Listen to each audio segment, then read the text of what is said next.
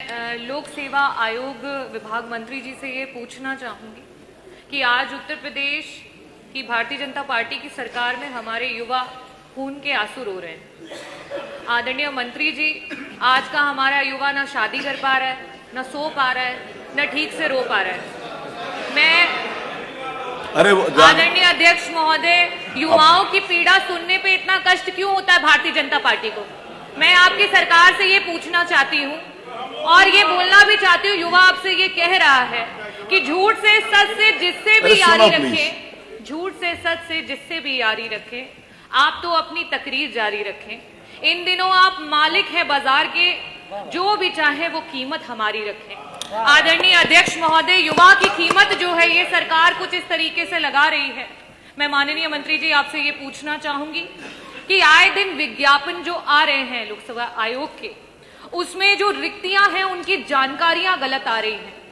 एक बच्चा जो तैयारी करता है, एक अभ्यर्थी जो तैयारी करता है परीक्षा की, उसको जब गलत तरीके की जानकारियां, नंबर ऑफ सीट्स की जानकारियां गलत आएंगी तो वो उसका क्या मनोबल रहेगा, वो किस तरीके से परीक्षाओं में बैठ पाएगा? तो क्या सरकार, मेरा पहला प्रश्न ये है कि विभागों में कुल कितने पद रिक्त हैं और इन पदों को कब तक सरकार भरेगी? क्या इसका ब्यौरा आप पटल पे रखेंगे?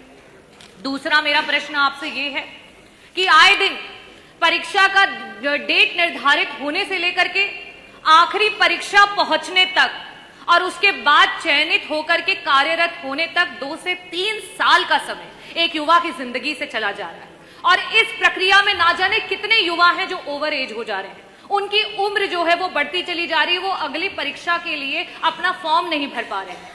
प्रत्येक भेदभाव को किनार में करते हुए क्या उन युवाओं को आप जो है एज में सीमा को बढ़ाने का काम करेंगे? मेरा प्रश्न ये है आपसे। 2017 से लेकर अभी तक के जो बैकलॉग है सरकार पूरा नहीं कर पाई है, चाहे वो एससी हो, चाहे एसटी हो, चाहे ओबीसी हो।